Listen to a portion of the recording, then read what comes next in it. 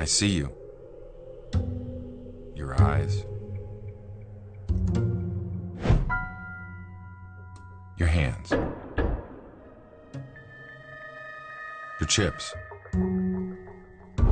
Everything.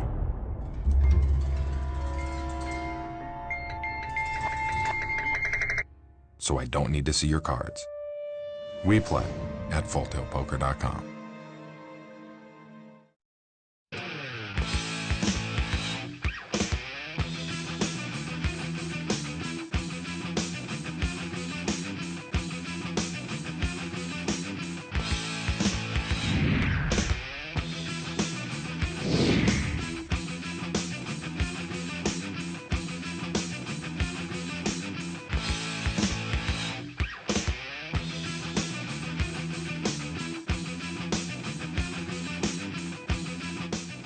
Diego Cordovez. Adam Schoenfeld. Welcome to the Scoop. Full Tilt Poker. Brought to you by Full Tilt Poker. And Barry Shulman is hot in the world of poker. We had him on last week. Look for it on Card Player TV. And we'll just roll into part 2. I wanted to ask you about that with one thing with Daniel. What you guys had a roller coaster battle in the heads up where it started out you were down 3-1 or 2-1, and then you were ahead 4-1. And now you're even, and now the climactic but not final hand comes up where it's jack high flop and all the money goes in, and Daniel has a pair of jacks with a queen kicker and you have aces. Right. And then the jack came off right on the turn. We saw some video. You didn't flinch. How did you feel at the time? Not very good. No, Shulmans don't flinch. We don't hoop and holler when we win. We don't kick chairs and throw chairs when we lose. That's not our style. And then when the ace came, again, you did not react. So you proved Correct. that over both. But I felt a lot better when the ace came. Right. You hit Alan at the rail. She was providing all the emotion for the Shulman family. We do cheer in She the was flinching. stands. and that's appropriate. Now, that's We feel very strongly about that. We don't think players should be celebrating at the table. And we do think that fans should be celebrating and rooting in it. So we're all looking forward to seeing the tournament on ESPN, because following it on the internet, even though the reporting was very good, you're just getting the hand reports and you don't really have a good feel for the dynamic, especially when you were heads up. Can you tell us about some of the key hands, or at least some of the dynamic between you and Daniel? The one hand that turned out to be decisive was where you had pocket aces, Daniel had queen jack, flop came with a jack and 2 diamonds. You bet and he raised, and you moved in on him, and he thought for a long time, at least according to the reports, and then he called. And usually when a hand like that comes down, there's been other hands leading up to it, but what was going on there at the table? What is it that we're going to see when we see the video, or maybe which we won't see when they show the video, but which was going through your mind? Well, you will see that hand. That one for TV. sure. You'll see that hand on TV. But what were some of the bigger hands leading up to that? We know that you made a flush. What was in a the crucial point. context? Daniel had aces about 5 times in the heads up. Yeah. And well, one of them first of all, there are 4 or 5 key hands for me. Okay. I'll just rattle them off, and you Please, guys can decide whatever you want to do with it. The day before, Daniel was sitting to my right, and he was either on the button and I was in the small blind, or he was in the small blind and I was big blind, but it was just the 2 of us. Okay.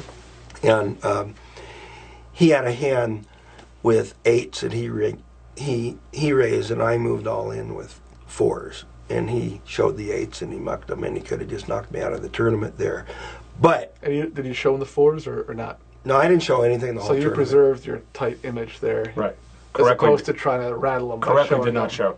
Correct. I never showed anything. Right. Okay. Not once that I can recall during the tournament. Well, the counter argument Now- is, in that instance, you might be able to really rattle them by showing them. Well, except I don't do that. A lot of guys, Yeah, that's not your style. that isn't my style. I don't show bluffs. I don't. Now, if somebody asks to see it, were you bluffing? I'll say, you want to see it? Then I show it to them. If the guy who was bluffed, If not they're someone else asking at the me. table. No, Right. if that guy asks me. That's the only time I show. But Daniel, the reason I raised in that particular instance, I told you I wasn't getting a lot of hands, and I had a very good image, and Daniel doesn't like to put his tournament on the line heads up with a pair of 8s. Remember, this is the day before. And I knew he wasn't going to call unless he had like aces or kings. And so I'm not saying he made the right laydown. It just happens that I had a big. Right. So, and I would have laid down if it was in reverse, Yeah. And he would have raised, I would have laid down the Yeah, eights. right. So that was nothing, and it felt kind of good. You know how that works, given that he showed it. Right. Because he showed it like, Well, when you make look a at guy, this neat lay down. when you make a guy Okay. make a lay down, that feels like you're playing Yeah. poker. Then there was another hand that evening where somebody bet and Chris Bjorn moved all in, and I had jacks, and I had my jacks in the pot. Chris ends up showing the queens, but I mucked my jacks without even thinking about it. Chris was playing fabulously, by the way. Boy, he played a great tournament. And you I didn't, love. show, you didn't show that I instant. never showed anything. Yeah. So I'll keep asking We what I don't, but have. you can keep asking if you want. Okay, No, but I now, have a question. Were there any hands that you showed that you didn't have? Just kidding. Go ahead. But the most fun, as it relates to Dan, now, you know, it's all fun for me because I ended up winning the tournament, and that's fun, and it's lucky, and all that kind of stuff. The most fun was when we were heads up, and there was one hand where I forget the whole hand, other than it looked like Daniel had a hand he raised, and then he bet the flop, and I kind of had nothing. I don't even know what I was doing in there. And then the six paired the board. And then he bet and I moved all in. And he said, oh my God, look at this cooler. And he's showing all his fans his hand and it's terrible, da-da-da, and he mucks it. And I had absolutely nothing. He would have just broke me if he called that. And then he made some That's comment pretty like, deep in the... he knew that you- but he was talking about yeah. the cooler. So that was fun, only because he was mentioning what a cooler that he had. So when you made that play, I mean, that's a high risk, high reward play, cold bluff. I mean, what inspired you to make that play? What read did you have, or what had led up to that? I mean, how did you know that that was the right play? Well, in retrospect, I know because he laid the hand down, and had he called, I would have known it was the wrong play. But he just wasn't calling. I mean, he was not playing big pots. Period. So if if a scared card came, you were going to make a play. Yeah. It wasn't a physical read or Right. anything else on him. Absolutely correct. 100. Not. Well, and see, people talk about reads like if guys pulling his ear and this and that. Yeah. I think reads, because I'm not good at those kind of tells, but there's other reads of how a person's playing style is, and you know what kind of hands they're calling with and not calling with. And if a person has a narrow range of hands they're calling with, it's different than if they have a broad range of hands they're calling with. This is more from betting patterns and Exactly. I mean, one of the criticisms of Daniel, who is one of the best players of all time, I believe, is that he has some physical tells, and he's even acknowledged that. But you're saying that's not your strength, so you No. weren't doing that at all. No, I just knew how he was playing, and that's his style. And by the way, he's been very, very successful playing that way. And incidentally, Phil Hellmuth plays that way. It's a great style. It's different than the internet go crazy style. Now, are you risk going averse. I read I'm trying to get that style. a press release today that Jeff has fired Phil Hellmuth as his coach, and you're now his coach. Well, I'm trying to learn how they play. Those guys, they both have a very similar style that I I've got been another trying to press release copy. that Phil hasn't been fired, but that Barry's also joined up, but that he really strove for a tough deal. Jeff. Yeah, I don't like Yeah, Phil's almost- deal. I want a tougher almost, deal. Almost whenever Jeff wins, he has to pay Barry if he wins. One of the, I'm not sure we should say that. I thought that was already the case. one of the name players in this world came up to me during the tournament, and he asked how much Phil had to pay to become Jeff's coach. Pretty good. So Okay, but let me back tell to the you, hands. we were talking about some interesting hands. Yeah. I was very proud of a couple hands against Praz. Now he's like. He's a bracelet winner. Wasn't really familiar. Yeah, with and him. he's a big popular guy, and they have the name for this group in England that's not the Hendon Mob, but like the London Pack or Rat. I don't know. Very original. Yeah, but it's these young hotshot guys that everybody loves, and he's one of them. Well, I had played at his table for 3 days in a row, and he laid every single hand down to me when I raised. Even though he's very, very aggressive, because I never played any hands, as I told you. That's the way it came down. But he figures the old So- man, I'm laying down. He's got it. Yeah. So then I must admit I was on a stone cold bluff again because I didn't have any cards. And I did a check raise bluff with him. And this time he moved all in. But Remember we talked about the old days I used to do these check raises and I'd put myself all in and I'd be in trouble. I purposely measured my chips. I left myself with $1 million. It was $1,035,000 to be precise, knowing that if I had to lay it down, I would. But knowing that I could double up, there was enough that I could double up. But you put in more than 2, right? I mean, you put in like 2/3 of your stack. And folded. And folded. Right. It was a check raise bluff. Not my favorite thing to have to do. But I'm prepared to do it. I learned that one from my son, Jeff. So you gave the appearance of being pot committed by putting in 2/3 of your chips. Yes. But you let yourself survive. I gave the appearance of being pot committed, which led me to believe that he had me beat. Right. Yeah. Especially since I was on a stone cold bluff. Right. So That's there awesome. I go. Now, was there any reaction from Praz or from the table? Because when a guy puts in 2/3 of his stack and then folds, yeah, the reaction. Remember, surprising. he's the hometown favorite there. Yeah. We're playing in London. They go crazy because now he takes the chip lead, I believe. Right. Not too long after that, I'm still playing very solid hands. Now, when I say I was on stone cold bluff and had nothing, I probably had like an ace jack of spades. Or, I had legitimate starting hands all the time. Right. Not too long after that, I have the king jack of hearts, and he has a king 4 offsuit, and a king comes on the flop, and I check raise him all in when the king comes, and he calls me in a heartbeat, and that was the end of him. He was crippled, and I'm sure he called me in a heartbeat because of that setup play that I had done early. I was quite proud of that. So that was a fun hand too. But when you win, you get. Right. I mean, good things happen. You don't lose with your ace kings to ace queens when you of win. course. I never won with the ace queens against the ace kings, but I didn't lose. You avoid the bad beats, the folders and such. But that's why I was curious about that decisive hand with the aces, because you read about a hand, but you don't know all the context around it. I mean, Daniel really put his tournament on the line, even though he wasn't all in. He was crippled after the hand where you had the aces. Yes. And he called with a queen jack. He could only beat a bluff or a draw. Sure, but you think the hands that led up to it influenced his call? Well, obviously, in his opinion, they did, according to his blog, because he had time to reflect on it, and he wrote a blog, and he said he had to call. Because he had already put in 900,000. If he had to, in my opinion, if he thinks he had to call, it should have been because he thought the percentages were on his side, that I had a draw or a bluff. Because he still had about 3.5 million or so, or 4 million. He pretty much. Well, it changed the dynamic of the match. If he lays down there, he's behind. Barely. Not by a lot. Yeah, and remember, he had the momentum at that point. Now, on the other hand, if he wins that hand, if you're on a draw and you miss, or you're on a bluff, or you... Well, then tournament's over. Yeah, the tournament's over. And that's tempting too, because, from his standpoint also, I mean, yes, you could have a draw. I don't think you would have a cold bluff, but in that situation... You could have a lesser queen. You could have a pair. You could have, it was a jack. No, I can't. You could... Well, don't tell people that you can't. Sorry. Have a jack 10 or something. Or I say you could.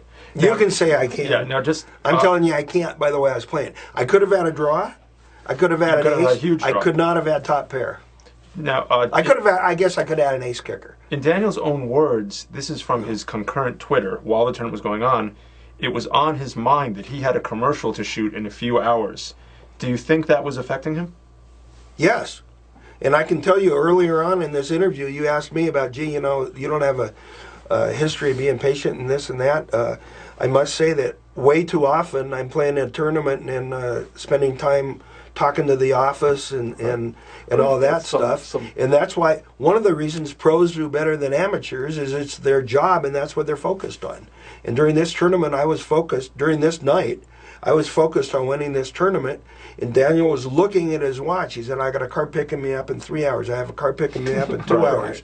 And I can relate to that. Right. And I mean, he's a great, great, great player, and I'm not saying that's why he made the call, but I wonder, I can tell you if it was 4 hours earlier, whether it was the right call or not, if it was 4 hours earlier, the way he plays, he wouldn't have made the call. It can't be good. It probably didn't have an effect, but it could have, and it can't be good to have that in your mind, regardless. No, it's better to have nothing to do. But he's also a consummate professional. And so, I mean, Daniel can be talking to the crowd and looking at his hand and looking and knowing he has a commercial and this and that. I mean, the guy's a professional poker player, so it's Daniel's not like won tournaments. I'm sorry, Barry. He's won tournaments in these same circumstances because Daniel always has a million things to do. Yeah, I mean, the guy's good. He's just plain good. I was fortunate that aces beat a pair of jacks. I noticed that, and this is not surprising. Daniel's a super popular guy with world fame, so probably 98% of the crowd was vocally rooting for Daniel. And did that rattle you at all? Or did that have any effect on you? Did you want to be the giant slayer, even though he's not really a giant? Not literally. Yeah. I would say it gave me a little more incentive. It was kind of like a David and Goliath thing. It's not just that they were rooting for him, but he went in with the chip lead, which took a little bit of pressure off of me. Well, he came in with a few chips final table. To start, once he right. got the heads Oh, up. no, I mean Yeah, when we chips. were heads up. Right. Yeah. I mean, at the final table, believe me, when we started the day of the final table, I wasn't worrying about Daniel. I'm Right. worried about Barry. You know, it's just, you gotta see what happens. Now, when we were heads up, I remember going like this and saying, okay, time to get down to business. I had, the only thing I didn't want to do is look like a fool on television. Right. So, again, I was worried a little bit about my ego. I didn't want to go out real stupidly. Right. So, I was going to just try to get a few chips. And we went up, and I did something that has never happened in my entire career. And that is, a lady came in, the final lady dealer came in, and I went over to Alan and I said, I've lost my mojo. This lady's got a twitch in the way she deals the cards. It's going to kill me. Right. And all of a sudden, 5 hands later, I was ahead of Daniel like 3-1, and we were even. And I knew I was a dead duck, and I am not superstitious. Right. That has never happened to me in my entire life.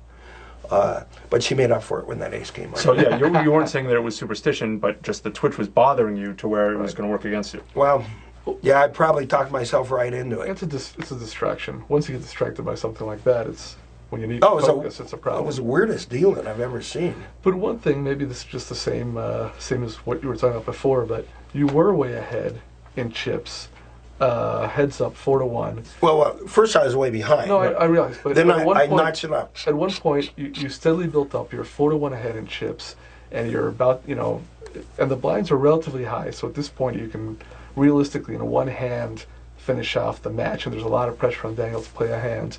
Now he managed to win a couple of hands and inch his way back to where he took a slight lead on you, which psychologically we all know is very tough. And when you're tired and you've been playing for all these hours and you have the whole crowd all excited, it's super tough. And in fact, I was on the phone with Mark Gregorich, and he said, this is a tough spot here, just for Barry.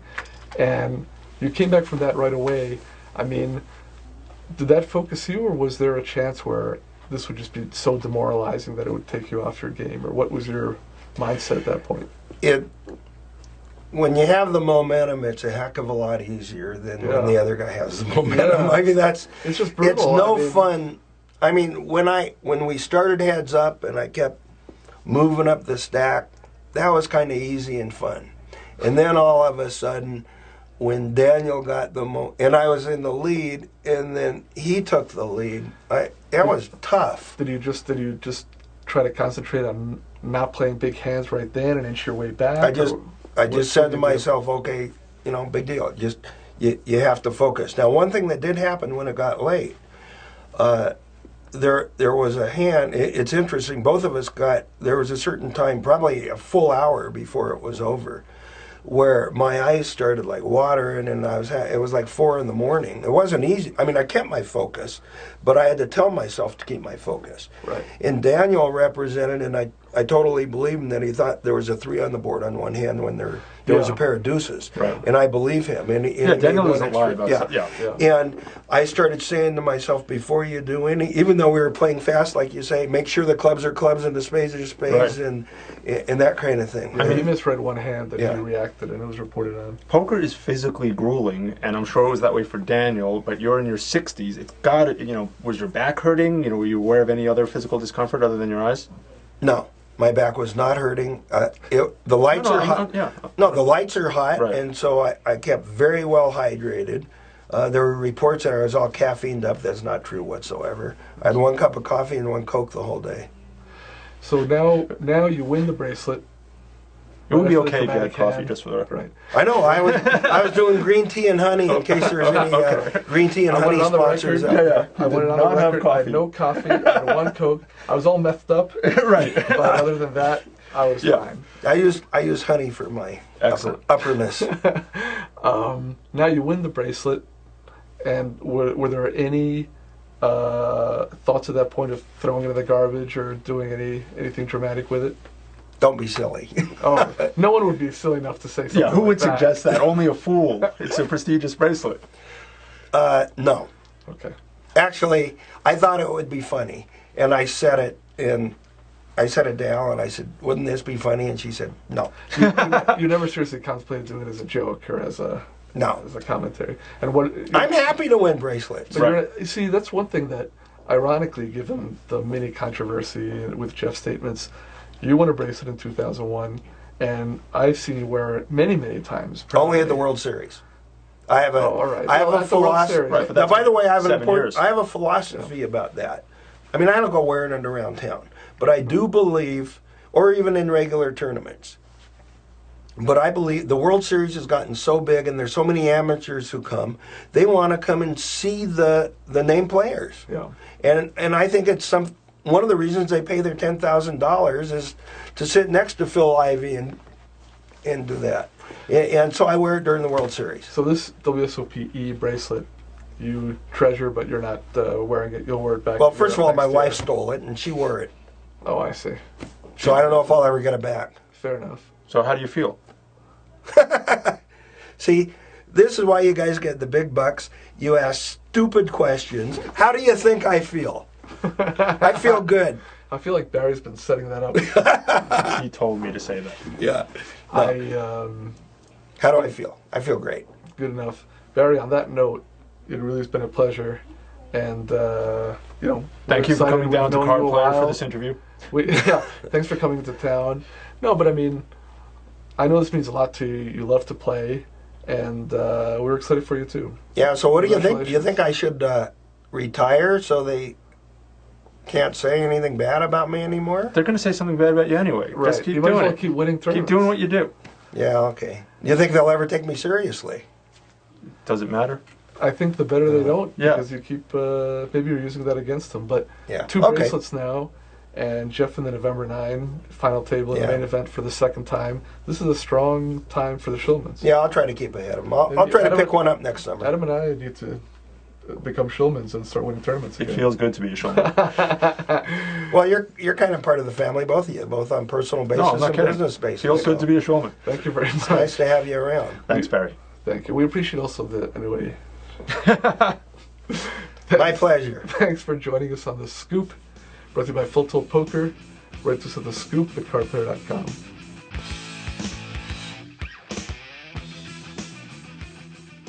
I'm about to tell you a story.